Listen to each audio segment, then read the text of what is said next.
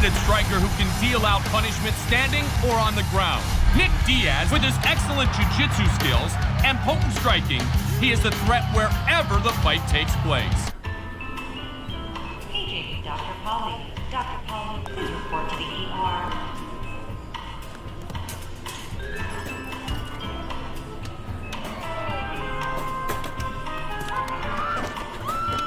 Security to the ER.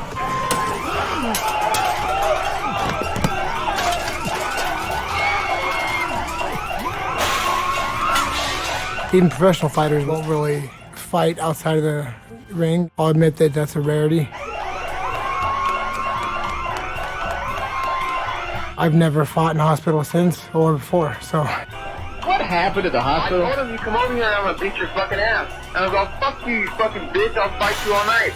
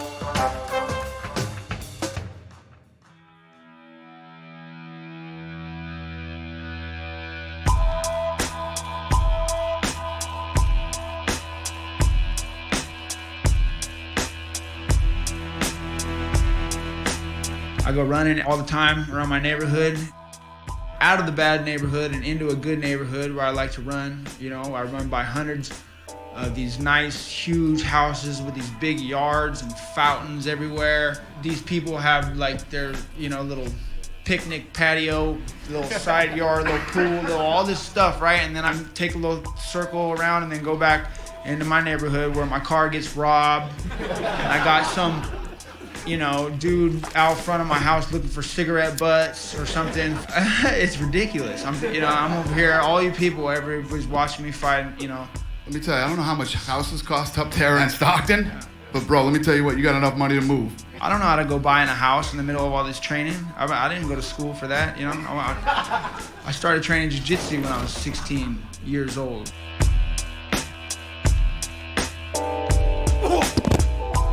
Nick's antics inside the octagon fuck with a lot of people's heads. Like the first fight with Robbie Lawler, Robbie was dangerous. So dangerous. Nick took that shit talking to DEFCON 5, and he got into the octagon. And the first thing he does, he gets into the octagon. He looks over at Robbie, he goes, "Stockton, motherfucker! Stockton!" And Robbie's like, what the fuck is he talking about? What does that even mean? Yeah, exactly. And then the entire time the fight is going on, like, what, bitch? What you gonna do, bitch? What you gonna do, bitch? And then he'd hit him. Oh, bitch, I just stung you, bitch. And he'd be popping him.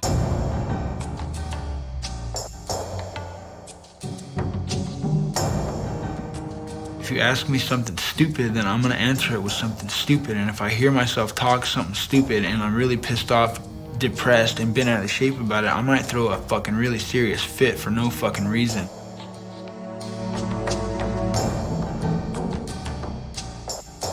I think they look at me like I'm some killer, you know, and I'm just like, that's what I need to portray to my adversary, that I'm gonna fucking kill you.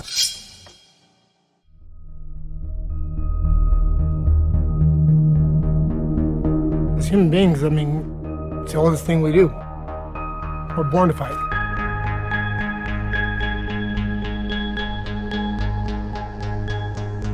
You can think of it as like spiritual, but you know, it's something, it's primal. Anytime I feel disrespected, anytime I feel, you know, physically confronted, anytime anything like that happens, I go from A to B. You know, any normal person won't choose to fight for a living. It's inconceivable to a lot of people to, instead of going to a job and making a living like 95% of the public do, you chase the dream that a lot of people can't achieve to go through a lot of pain. When I was 10 years old, I started wrestling and boxing. When I was in high school, and I won my first state title as a wrestler, and then I won my first Golden Glove championship. You know, I pretty much knew what I wanted to do for a living. I was, you know, bred for it in a way. I knew I wanted to fight. I had no other options in my mind. That was it. And only a couple years after that, I turned pro. So it was pretty fast. I'm the type of guy, well, I won't start a fight, but if you start a fight with me, you can't walk away from it. They told me I was fighting Nick. I never met him before that. I seen him fight a bunch of times. Nick's biggest punch is his right hook. Kind of fancies himself as somewhat of a gangster. He seems like he has to drum up some kind of hatred for somebody every time he fights him. It's something that he thrives on. We're walking through that long hallway, you know, in Mandalay Bay. And you're like, you know, you're gonna see your freaking opponent walking through that long ass hallway. So he gets all nerve-wracked on the way through, walking with Tim Silva. I'm just walking with my brother, you know what I mean? You know, he starts talking to us, you know, and I'm like, I don't want to talk to him. Let's fight tomorrow. You know, I can talk to you any other time. He's all talking shit all the way down the hall. So we just start jawing back and forth. You know, we go our separate ways, and we're at weigh-ins. He always comes walking right over by me. I'm like, dude, don't even come by me. I'm like, I ain't gonna move. I'm standing in the stairway. He comes walking through the stairway.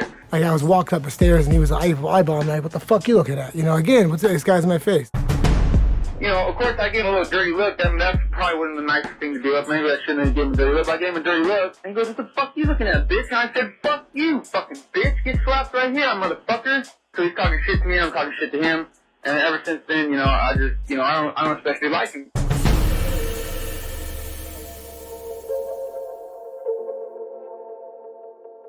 I remember I was coming out first. I was with Team Militich, and he said something like, where's that Militich bitch at? And I'm starting getting real fired up, angry.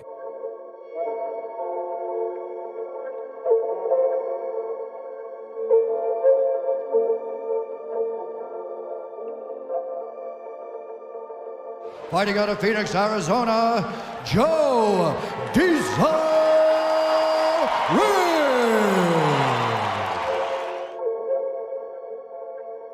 He stands 6 feet tall and weighed in at 170 pounds.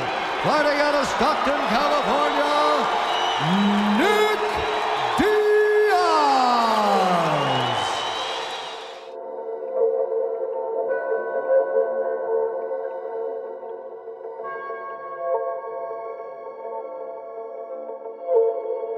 I fought really, really angry for the first round, and I lost the first round. I was hitting him, he just kept walking through him. I'm pouring a lot of energy out trying to hurt him, and he keeps walking through everything I have. It's something I never experienced before.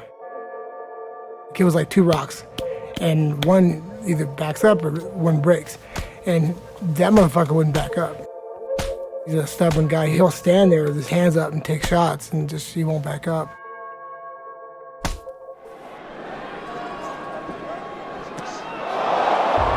I felt my hand just, and I'm just like, fuck, okay, there's one hand that's broke. And then it numbed up and I kept going. Oh,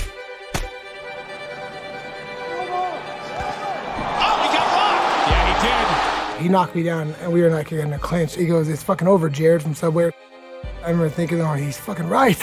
It is over, I'm fucking hurt.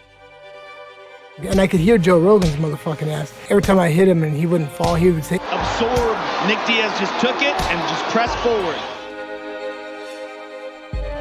I go back to my corner, I'm tired.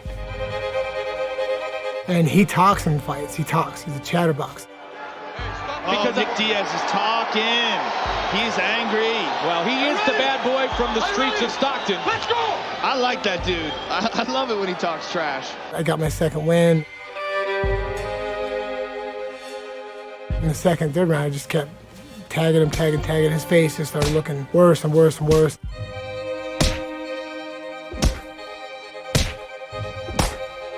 I hit him with like a 4-punch combination, and he went down for a single leg. So I hit him with not even a hard shot, but my hand broke. I was just like, fucking really, 2 broken bones in each hand. I had blonde hair that was completely red.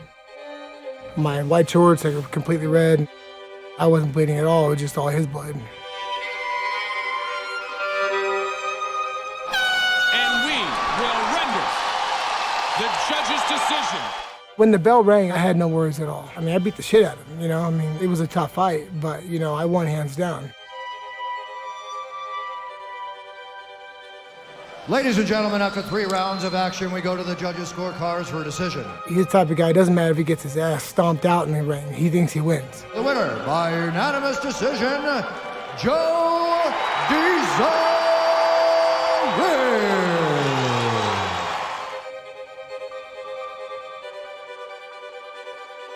I've probably had about 7 or 8 fights where I just generally didn't like the guy, and he generally didn't like me. But after the fight, it's gone, you know, it's squashed. And this was the first time in my life after a fight, it wasn't.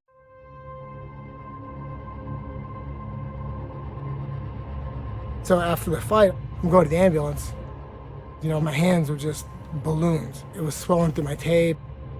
He's going to the ambulance too for his face. They were asking me, how do you think you did in the fight? I said, oh, I'm glad I got the win, but I think I could have done better. I hear, let's go round 4 then, motherfucker. I'm like, what the fuck? It's him.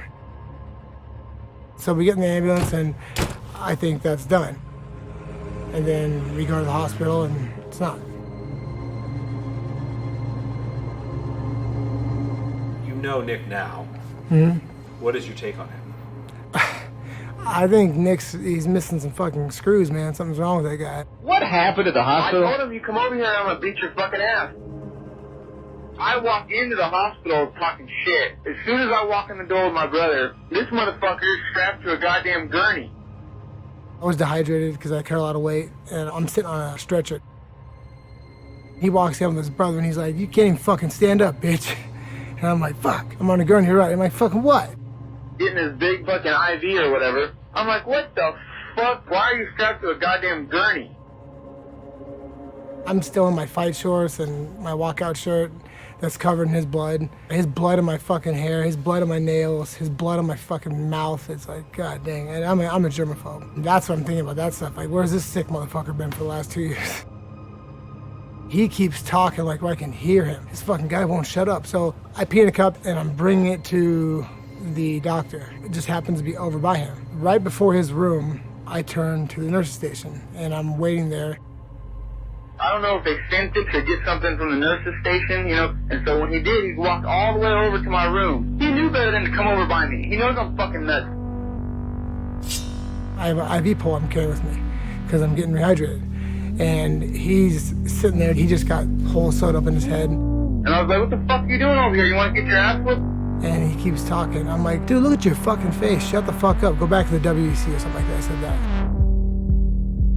I turn back around with my cup of urine and my IV pole, and I hear him walking. And as I turn, boom, I see my tooth go, and he dropped me. You know, I got up out of my room, and I was like, what then, bitch? And I fucking knocked him down. I'm thinking my tooth. Like, he cracked my tooth and knocked it out. So I lift him up. And started trying to take me down. I didn't share this with people. I shit my pants. When you shit your pants, that's all you're thinking about. I shit my fucking pants. And then I put double underhooks because he had a single leg. And then I turned him around, you know, because I'm hopping on one leg. We hop into like a broom closet or something like that. I started punching him in the face up against the wall in his room. My hands are broken, and he's got boots on, I have sandals on, and there's blood going everywhere now. And then I realized the blood was from my IV that tore my arm. I started elbowing his head, boom, boom. I got a pretty good gash work on his head. I look over at his brother thinking that he's a sensible person. He's like, bang, I'm like, what the fuck? His brother starts hitting me. He was like, get your brother, man, get your brother, man, get your brother, he's crazy. Now looking back on it, like, yeah, that's what the kind of guys they are. They're not too intelligent. And there was this nurse just squealing like a siren. She was just like in a panic. And then the real siren kicked on.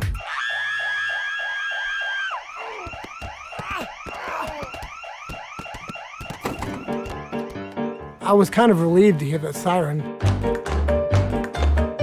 And then the fucking security ran in and grabbed me, and I stopped fighting the security and shit, you know. I was like, all right, I'm sorry. I'm cool. They're about to tase us or some shit. I was just like, I just shit my pants, I went up. So I go in the bathroom, I'm just trying to clean myself up, and they were like, you okay, Joe? I'm like, I'm fine, leave me alone. The cops that arrested us, but they were Nick Diaz fans or whatever, you know, one of them got an autograph. Hell no, I ain't arresting this guy, my favorite fighter. By the time I get back to the MGM Grand, there's so much media there talking about this fight now.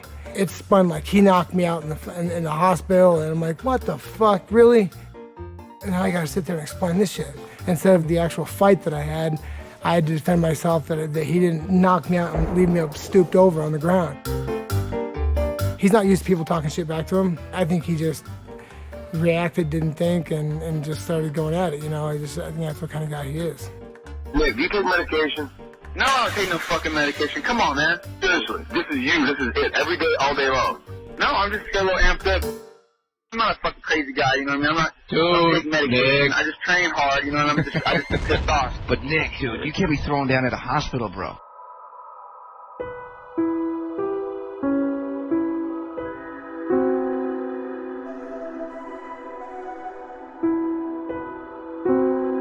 If Nick walked in, we'd be fighting, you know, and not because I would be like, yeah, let's go. I mean, but it's something that every time I see him, I know what's on. Why do you think it's so wrong?